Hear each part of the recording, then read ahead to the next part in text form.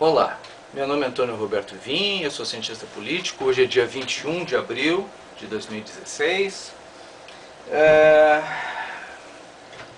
Vou tentar fazer uma pequena orientação sobre o que é ideologia, tá?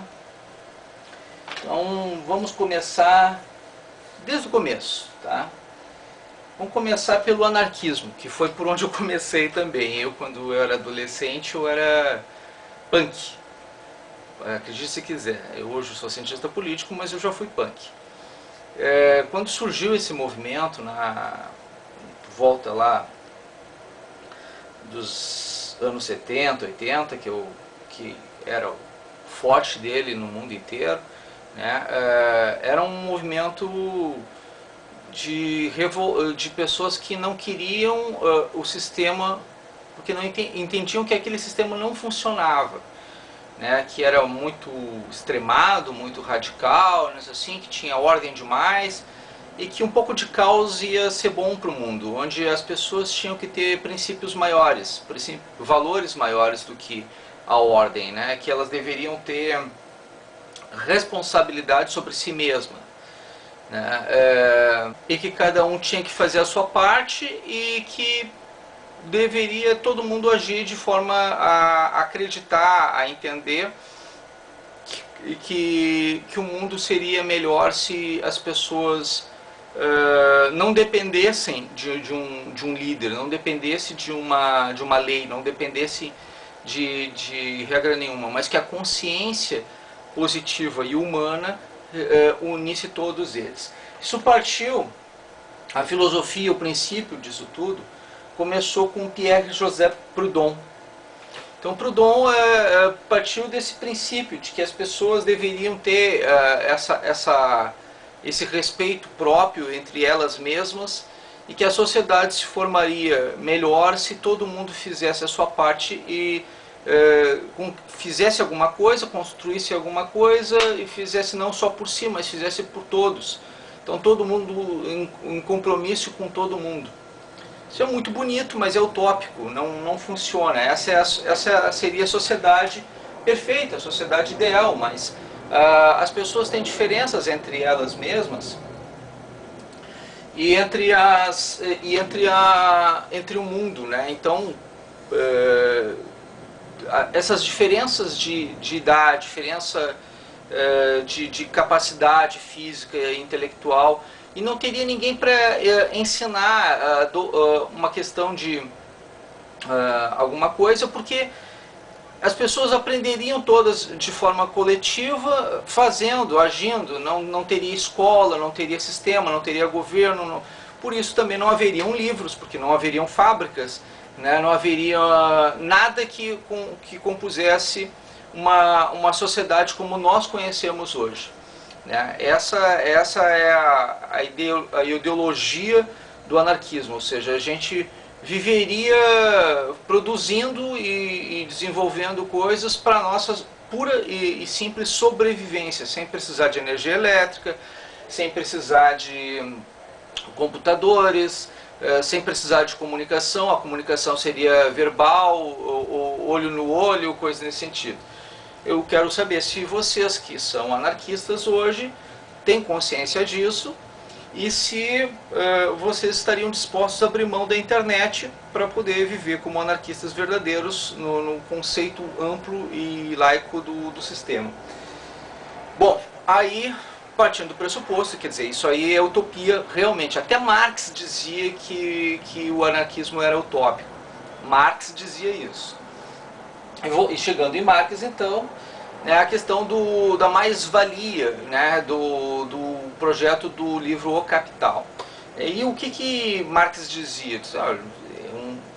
Tem uma sobretaxa, né, um valor a mais que está sendo cobrado, que está desqualificando o que é o lucro, no caso, né, o lucro excessivo, onde as pessoas estão sendo exploradas e onde não há necessidade desse tipo de situação.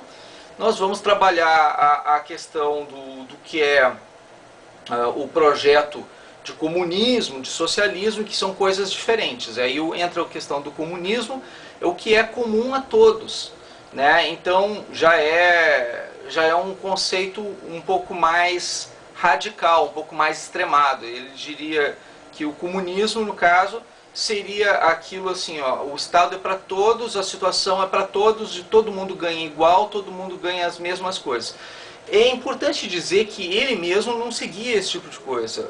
Ele não trabalhava, ele só estudava, né? Ele era de família abastada, mas desenvolveu esse negócio. Ele passou a vida inteira dele só estudando, lendo e escrevendo. Ele nunca precisou fazer outra coisa a não ser fazer a parte intelectual.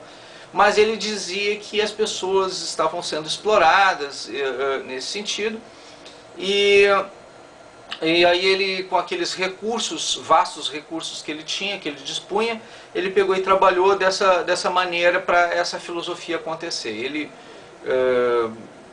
Ele fez o conceito de que todo mundo deveria ter os mesmos espaços, as mesmas oportunidades, os mesmos direitos, as mesmas vantagens, e o Estado deveria assegurar isso, né, fazer com que não houvesse a exploração nesse aspecto.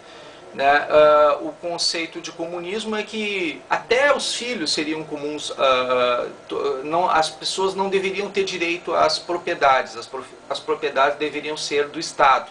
As pessoas não deveriam ter direito às coisas em torno delas, que elas trabalhassem para conquistar, porque tudo deveria ser comum a todos. Aquela história do direito individual, ele seria suprimido pelo direito coletivo. Então tu perderia a noção do que é individual, perderia os valores individuais para favorecer o que é coletivo. Parto do pressuposto, vocês querem esse tipo de situação para vocês, é o tipo de coisa que lhe interessa, que, por exemplo, tu está disposto a abrir mão de tudo que é teu, todas as tuas posses, para poder servir a uma causa maior que você mesmo, e você acha que todas as pessoas que estão te cercando deveriam fazer a mesma coisa. Quando a gente não tem nada, com certeza a gente acha isso extremamente interessante. Então foi aquela situação. As pessoas que tinham menos, claro, aderiram imediatamente a essa situação. E ele pregava, diz assim, quando o Estado força esse tipo de coisa, ele toma o controle daqueles que não querem fazer isso, que são os capitalistas, são os burgueses. Então forçou uma postura de Estado num momento onde havia uma crise tremenda de recursos, e automaticamente retirou os recursos daquelas pessoas que tinham recursos para a administração do Estado. Isso melhorou a vida das pessoas por lá? Não. Na verdade, ele gerou uma coisa chamada Gulag. Né? Gulag são... se você nunca ouviu falar do Gulag, eu acho que você deveria pesquisar um pouquinho. Para quem acha que o nazismo foi alguma coisa terrível, os Gulags foram piores. Houve muito mais morte nos Gulags do que em toda a Segunda Guerra Mundial, em todo o nazismo. O Gulag russo foi terrível, né? E isso foi desenvolvido nas gestões socialistas da União Soviética. O socialismo ele aparece como uma versão light, meio que democrática do processo. Seria uma forma de chegar a uma filosofia próxima do comunismo, próxima do anarquismo, mas que na verdade seria aceita como modelo administrativo e um processo mais democrático. Então foram criadas as primeiras internacionais comunistas, né, onde foram desenvolvidas as filosofias anárquicas e comunistas, e teve muita rejeição naquela situação. Então começaram a desenvolver internacionais socialistas, e aí com as filosofias marxistas de Karl Marx, Friedrich Engels, Mas também surgiram pessoas, pensadores mais ligados, né, e no caso o Pierre Proudhon, mas aí começaram a surgir também filosofias mais Vladimir Lenin e o Leon Trotsky, tá? Então, e aí o que acontece? Eles fizeram esses conceitos mais voltados a um conceito socialista. Trotsky era foi um pouco mais radical e na questão de militarismo. Ele tinha um conceito muito mais militarizado. Ele foi na quarta internacional comunista. Ele tinha a ideia mais de a guerra contínua, o conceito de guerra contínua. Aqui, na verdade, a revolução continuada, né? Que a gente deveria sempre fazer revolução o tempo todo para manter o projeto socialista. Então, eles acreditavam na imposição de força para que as pessoas fizessem as coisas do jeito que querem. Quer dizer, se você não pensa como a gente, você não pensa, você deve ser inclusive morto, porque as pessoas não vão aceitar a nossa linha de raciocínio e isso deve ser extirpado da sociedade para que a gente possa construir a sociedade ideal. O mundo ideal é um mundo onde as pessoas pensam como nós pensamos. Vocês devem imaginar que existe hoje alguma coisa mais ou menos parecida. Vocês devem estar ligando o nome à pessoa, né? E por isso que tem gente que fala em realmente mote como um projeto filosófico. Essas pessoas acreditam realmente nisso. Elas acreditam nessa linha filosófica, né? Esses princípios socialistas e comunistas, eles deram uma evoluída durante algum tempo dentro do processo democrático. E chegou um determinado momento, que foi mais ou menos lá pela Terceira Internacional Socialista, onde Brizola foi vice-presidente internacional e hoje Vieira da Cunha é o vice-presidente internacional pelo PDT.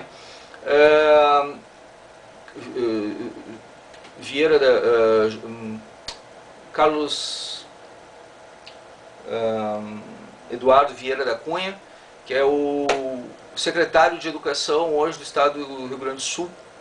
Ele tomou o lugar de Leonel Brizola na Internacional Socialista. Ele é hoje o vice-presidente da Internacional Socialista, da Terceira Internacional Socialista do mundo, né? E o PDT é o único partido do Brasil que tem direito a utilizar a rosa. A rosa, ela surgiu como o princípio de Rosa de Luxemburgo, a rosa socialista, né?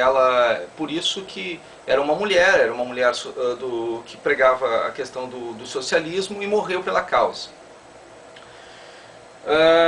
Bom, o que aconteceu? Quando o Brizola trouxe o projeto da Internacional Socialista, ele trouxe com as cores, o PDT ele fez com as cores da bandeira da França. Veio as eleições, né? E a primeira bandeira do PDT tinha uma rosa voltada para cima. Uma mão com uma rosa voltada, a mão estava no centro, ela estava voltada para cima, então a rosa ficava voltada para cima. Posteriormente, eles pegaram e trocaram a mão para mão esquerda. Então, até então era socialismo democrático de centro. Depois eles trocaram para mão esquerda, então era socialismo democrático, né, porque o liberalismo, o humanismo e o socialismo, havia um princípio na bandeira que era um princípio filosófico. Trocaram para a mão esquerda. A mão esquerda simbolizou então que o partido deu uma guinada mais à esquerda, se tornou mais à esquerda. Isso foi logo no início, logo que as primeiras reuniões que houveram depois da fundação do partido, depois do primeiro estatuto, das primeiras relações, eles pegaram foram mais à esquerda. Nenhum partido do Brasil pode usar a rosa, só o PDT, porque é o único partido que tem essa autorização internacional, nem o PT. O PT não pode. Daí a importância do PDT para o PT. Daí o porquê a infiltração de petistas dentro do PDT. Porque eles precisavam da legitimação internacional dos atos deles. E sem o PDT eles não teriam essa legitimação internacional. É o que dá essa relação do Lupe com o Lula. A importância do Lupe com o Lula no PDT exatamente e um ministério que não é nem do trabalhismo, não é nem do trabalho, não é nem sequer o da educação, que era a bandeira do Brizola, é a necessidade do Lula e da Dilma de terem o PDT no governo, é exatamente a questão da Rosa de Luxemburgo, né, da Rosa socialista. E existe também no mundo inteiro o socialismo democrático de direita, existe, que é uma linha mais voltada ao projeto liberal. Então o socialismo ele seria um meio democrático, aquilo que muitas pessoas chamariam, em alguns casos, o de social-democracia, né, que seria o equilíbrio das forças, e que muitas pessoas dizem que não existe, inclusive, porque seria um caminho do meio, e ou é uma coisa ou é outra. Lenin tinha uma filosofia mais democrática, ele tinha esse princípio mais democrático. Já Trotsky tinha uma linha mais radical, trotskistas, né? Então o que acontece? Quando a gente tem esse princípio de essas noções de socialismo, comunismo, anarquismo, tudo isso desenvolvendo uma conquista e manutenção do poder, a gente pensa assim, tudo isso que está acontecendo, eles têm esses princípios socialistas e comunistas. Então por que eu vivo dizendo para as pessoas que se os gulags foram piores até do que a questão do nazismo, por que eu tanto insisto de chamar o nosso sistema que nós estamos vivendo hoje de um nazismo latino? Tem muita gente me perguntando isso. Eu digo assim, olha gente, diferente do processo onde houve uma revolução, onde houve uma ruptura dos conceitos, porque lá na Rússia, o que eles fizeram? Eles depuseram um governo e fizeram uma revolução real. Eles fizeram uma ruptura de um sistema para outro. Isso é revolução, quando tu faz uma ruptura de um sistema para outro. Isso não aconteceu na Alemanha nazista. Não houve ruptura. Não houve revolução na Alemanha nazista. Eles utilizaram o próprio meio, o próprio sistema para entrar no poder e para se manter no poder, né? Então o que eles fizeram? Eles foram gradativamente crescendo, desenvolvendo a linha de raciocínio deles, e o povo alemão não se deu conta que estava sendo envolvido por aquilo. Então o nosso sistema é muito mais próximo, o que nós estamos vivendo hoje é muito mais próximo do que aconteceu dentro do sistema nazista, que foi uma conquista e manutenção do poder por legitimação e por legalização. Isso é nazismo, isso não é socialismo, isso não é revolução russa, isso não é revolução socialista, não é revolução comunista, não tem a ver com socialismo puro ou comunismo puro. O sistema nazista ele é implantado gradativamente, ele é lentamente desenvolve um sistema de corrupção e aparelhamento do Estado das estruturas de poder, das conquistas e manutenção das estruturas de poder. E uma vez lá se faz uma intensa publicidade de negação do adversário, onde desqualifica o adversário. Hitler desqualificou os judeus, desqualificou as minorias e separou as classes. Bem exatamente como está acontecendo aqui no Brasil hoje.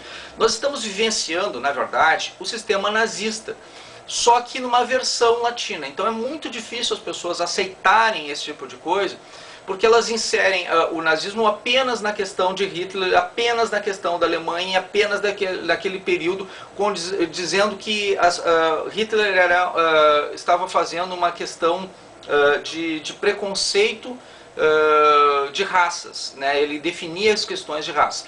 Em vez de raças, aqui a versão latina, ela está utilizando a questão de cotas, de cotização das minorias. Então ela separa grupos, separa minorias e joga, principalmente em períodos eleitorais, uns contra os outros.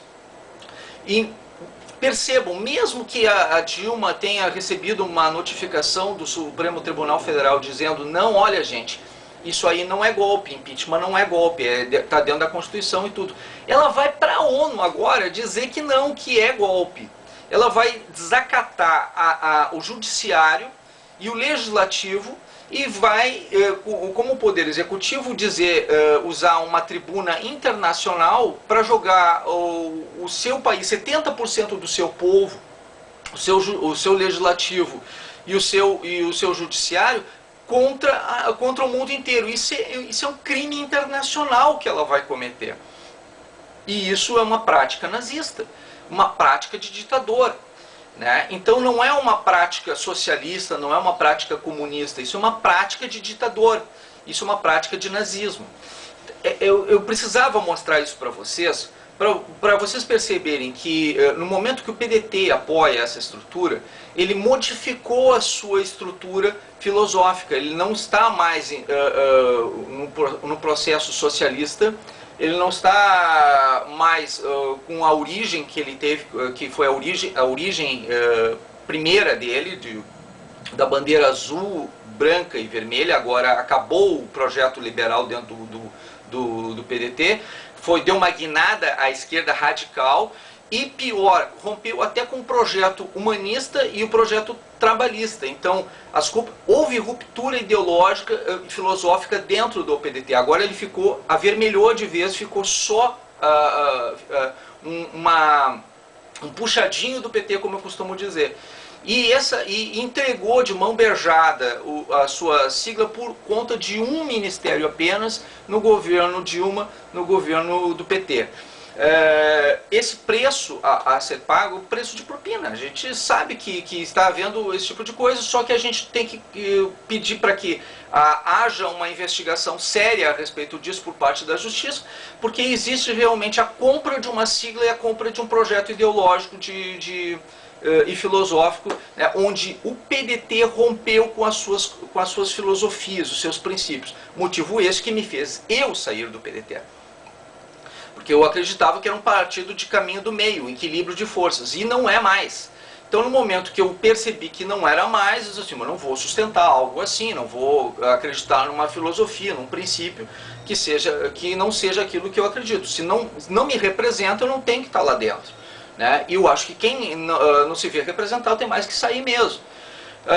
Todos os políticos que hoje possam ser caçados pelo PDT, eles não estão cometendo crime, é exatamente o contrário, eles estão rompendo com o crime, porque eles foram induzidos ao erro por conta da diretoria nacional.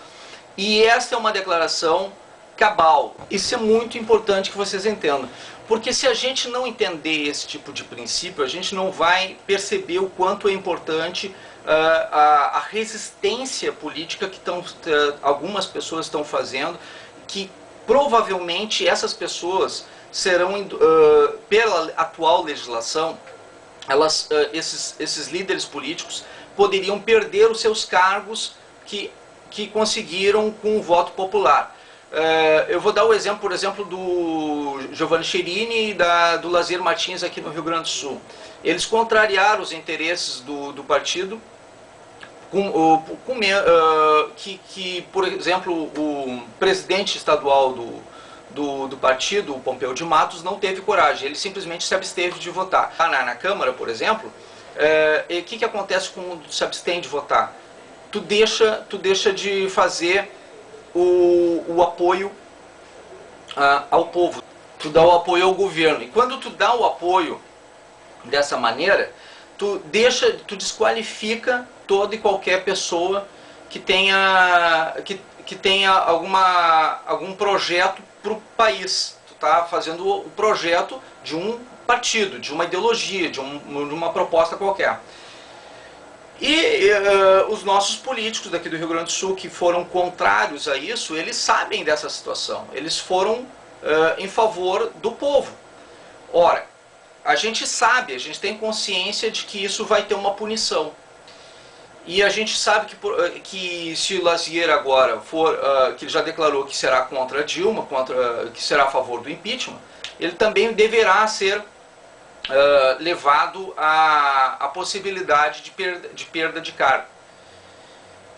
Eu vou dizer para vocês o seguinte, ou se acontecer do PDT ser cassado amanhã depois, por ter apoiado essa estrutura toda, essa situação toda, o que acontece é o seguinte, a Dilma está, no momento que ela está indo para a ONU e falar esse tipo de coisa, ela está colocando em risco todo o partido dela, ela está criando uma situação contra a soberania nacional. Isso tem previsão legal dentro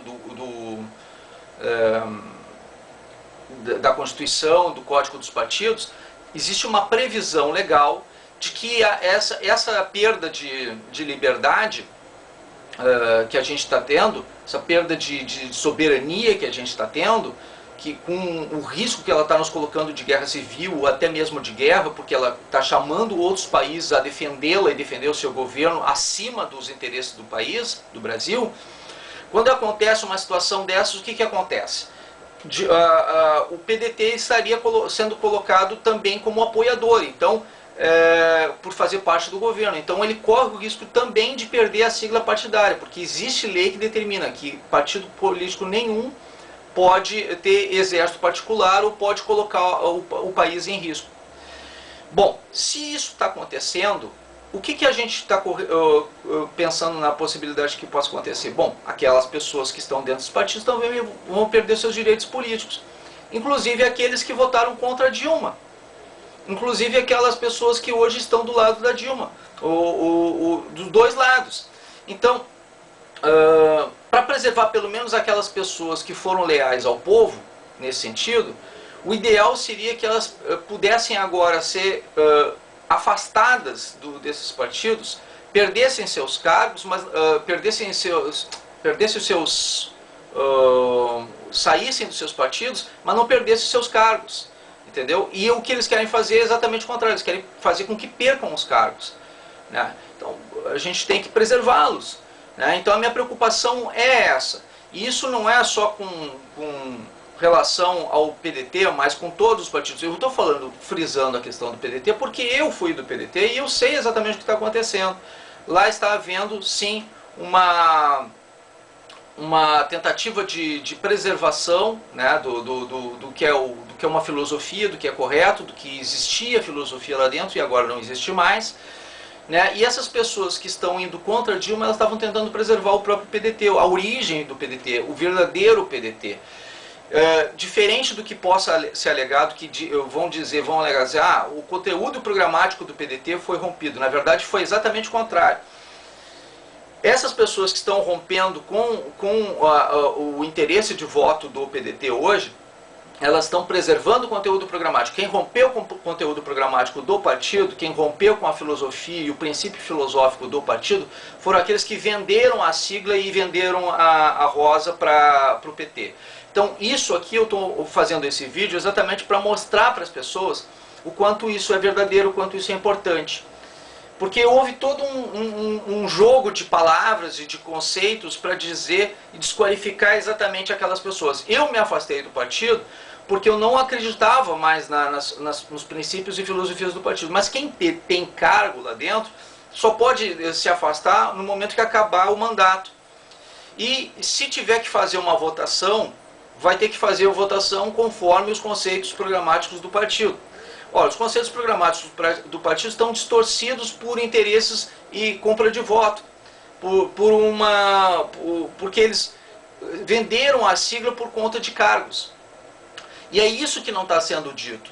Então as pessoas boas vão ser prejudicadas em relação às pessoas más. As pessoas que estão com corrupção, as pessoas que estão com propina, essas pessoas vão tomar atitude de represália contra as pessoas positivas, as pessoas boas. Né? Então, a gente eu estou com uma camiseta do que é positivismo, né? O princípio do positivismo, o amor por princípio, a ordem por base, o progresso por fim. E esse princípio é o princípio positivista que rege a nossa bandeira nacional, que rege o nosso Estado democrático de direito e rege o nosso país. É o princípio de Augusto Comte, que é outro francês. E a gente tem, na verdade, todas essas lógicas, todos esses princípios como normas do nosso país, organização do nosso país. Aqui o que está acontecendo?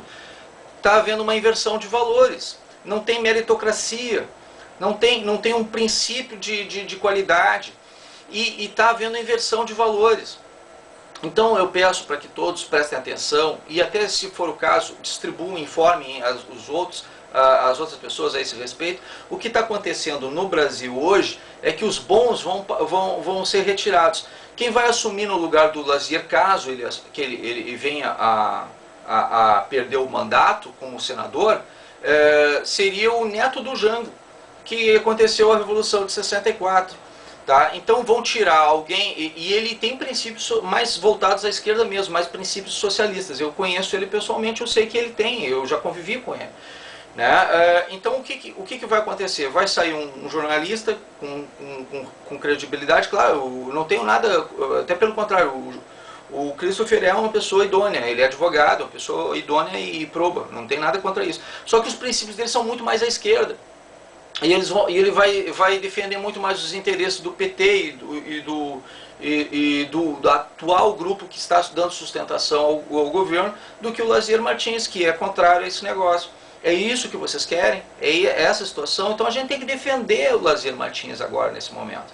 Não só ele, o Cherini, todos aqueles no país inteiro que forem, não só do PDT, mas de outros partidos contrários ao projeto de poder e conquista e manutenção do poder da Dilma e do PT.